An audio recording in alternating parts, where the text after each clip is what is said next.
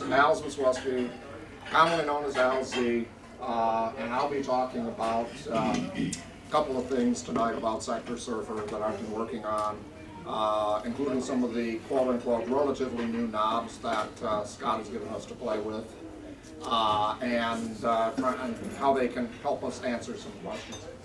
So a lot of it has to do about walk-forward testing and what that does and does not tell you about, as Sid put it a minute ago, how much money you're going to make in the future. Okay.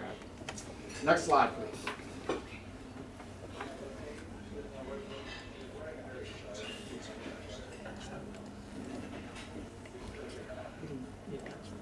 There we go. Okay.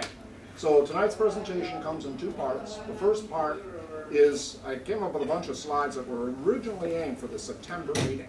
Okay, and then I had a business trip and I couldn't come there. So I updated those slides. And they more or less held up pretty well after 2 months. And whether that's because they're packed full of good stuff or whether that is because they don't say much, we'll find out. And then part two is an attempt at trying to figure out what the impact of walk-forward testing inside SectorSurfer is. And some of the questions that came up out of discussions with people and whatnot was basically, well, geez, I run walk-forward and I get lower numbers than when I run SectorSurfer normally. How optimistic is SectorSurfer? What's the impact of walk-forward and how do I factor that into how I do my business and make my plans? Next slide. All right, so this is the original part, this part one. This is stuff I was originally going to do in September. Next slide, please. Okay, so I started off reviewing, Scott gave us a number of new knobs. I've got them listed here. I won't go through all of them in terms of, he gave us a new option screen. He allowed us to turn on walk-forward testing. He allowed us to put strong filtering on. He allowed us to vary the changes in terms of the day of the month that you would do trading on, all those new knobs, okay? And since then, he's come out with a couple more, what I'll call cosmetic features, like painted path and a few other things along that line. But also in here, he came up with effectively a new enhanced version of StormGuard called StormGuard AQR. He also came up with a couple of, I'll call it, somewhat cosmetic items in terms of you can now pick your reference. For example, before you used to always get stuck with the S&P 500 as the reference line. Now you can pick an average or an aggregate bond, etc. And sometimes that's nice. And then he put in what he refers to as spaghetti in terms of reducing the number of curves that you see on the screen, because that can get really messy. So my viewpoint in terms of, and we're going to walk through some of his documentation and take a look at what happened with some of my portfolios. And I think he's a little optimistic in his documentation, but we'll see. Next up, next slide, please. Okay, so this first few slides here come right out of Scott's documentation on these features, right? And so, for example, this is, he picked one of his strategies, Fidelity Super Safe. And this is more or less standard SectorSurfer. And I guess I'll call some attention to it now. One of the things we'll be watching from slide to slide is what are the gains that you make, okay? And to some degree what the score is for the particular strategy. So this is where he starts out. In this particular case, again, he's got StormGuard on. He doesn't really have anything else turned on. And in case you wonder how to do that, you can take a look at the options that are on. I'll clear up here. And another item that's important when you're doing walk-forward testing is when was it born? And that's the date right there, was born. Okay. Thank you. Good, now I won't have to crawl all over the screen. Thank you. Okay, so that date will change when you do walk-forward testing. Next slide. All right, so this is the option screen. The top half are old news, if you will, in terms of what you can do. The new options are down here.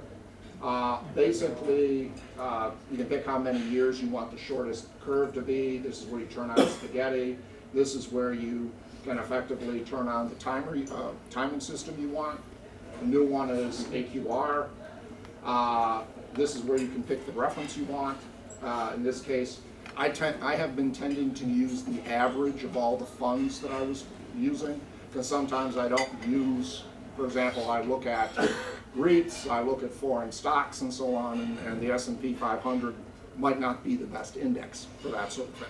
And so I've been tending to use the average of whatever funds I have in the mix. This is something that we'll be coming back to again and again. This is where you turn on walk forward testing. Okay, and again, very briefly, what Scott does in that particular case is he effectively, depending on the funds you have, he can go back in time, and he can basically say, I am going to run my algorithm normally up to point X in time, okay, and that can be no earlier than January 2nd, 1998, okay, so you can't go any further back in time than that date. And then what he does is he effectively mimics what an investor could have done, okay? I.e., let's start on January 2nd, 1998. He takes a look at all the funds that you've got, he comes up with his parameters, and then for the next 6 months, he uses those parameters in terms of the switches he does among the funds that you've got in. After 6 months, he retunes those parameters. Okay, and then he goes forward another 6 months. And so to some degree, that's the same thing in some way you and I have been doing since day one on SectorSurfer, in terms of we've been doing it real time. We show up on a day, we put a bunch of funds into the tool, and you run the tool, and the tool tells you, well, pick, fund X is the most important or the best fund to pick today. 6 months later, if you did it, you get another, if you reran the strategy, you get another set of parameters and possibly a different fund to pick. So he just does that now for history, okay? And that is a much more realistic look at how your funds, your strategy is actually going to perform, okay? All right, so lots of words on what walk forward testing is. He gives you a couple more boxes down here to check. One is, and this is checked by default, he has a bias towards short-term trends in the tool. So he looks at, I'm going to call it 11 to 30 days. That's his sweet spot by default. If you wanted to go out and take a look at trends that might happen at 70 days, you have to turn this box, turn that checkbox off, and make it, and that will turn on long-term trends. It'll let you look at more trend space, if you will, i.e. longer trends. The other thing that he has, and he leaves the default is unchecked, is strong filtering. So in his normal tool, what he does is he actually runs the filtering process twice, or at least twice, at the very least.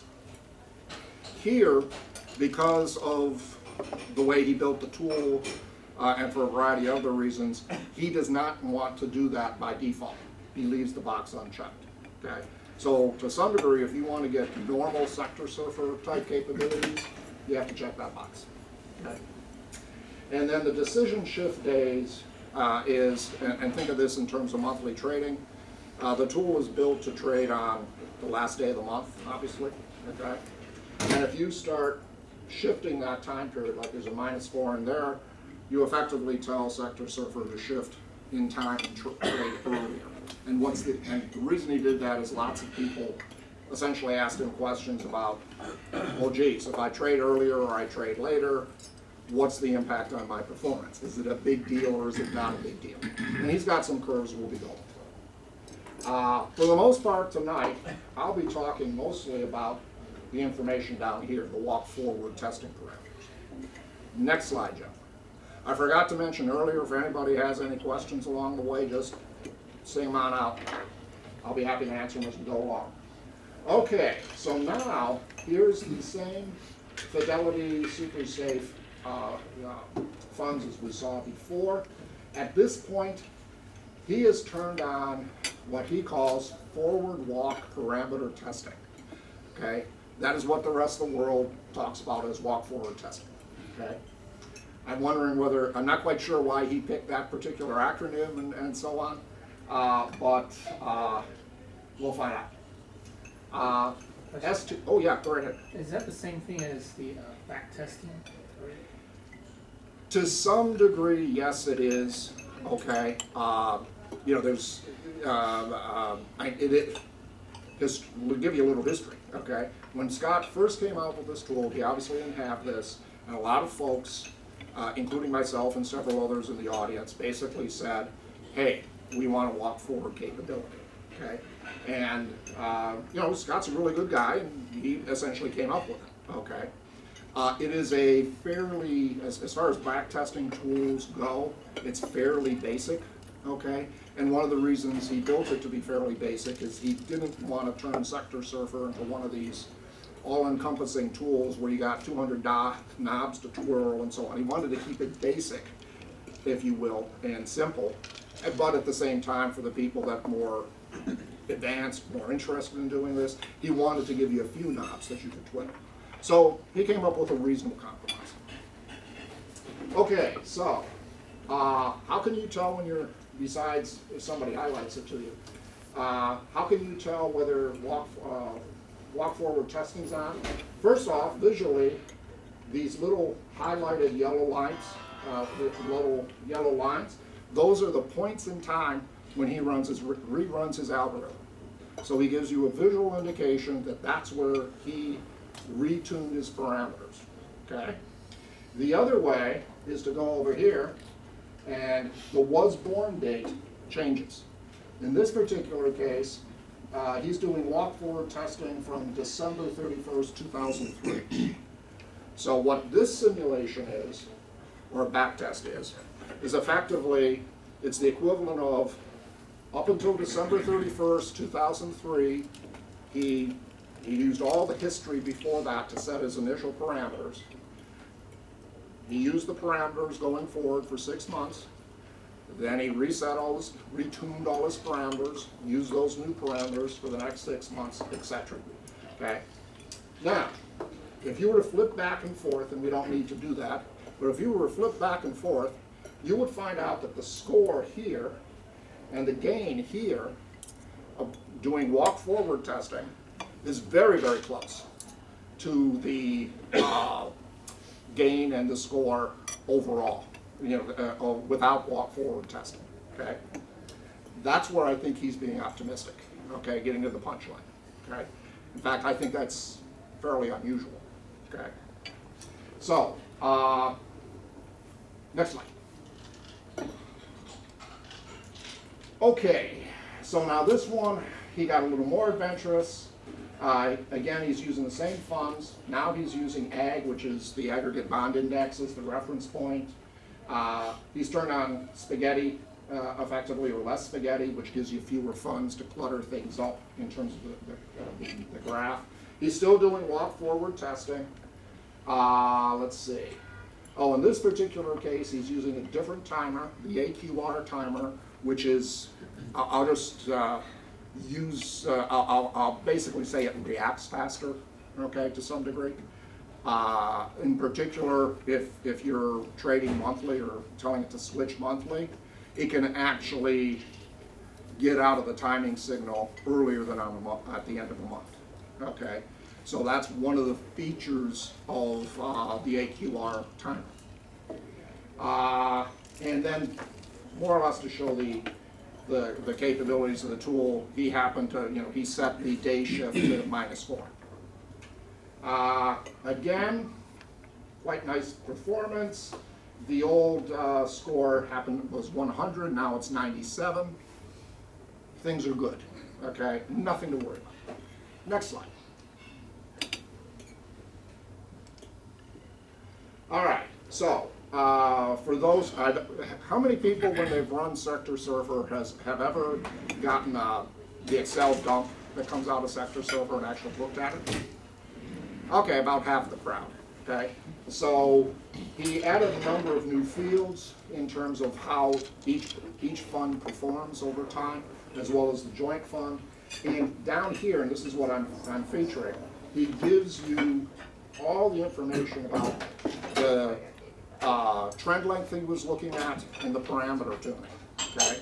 So if you're so inclined, you've got all the data that you can go out and plot and see what SectorSurfer was doing over time. And in a few slides, we'll see that, okay? But this is where you get the data, okay? You just ask for it when you call up the history screen. There's a button that basically says download. You download, an Excel file will pop up, and this is what's inside that Excel file. Next slide.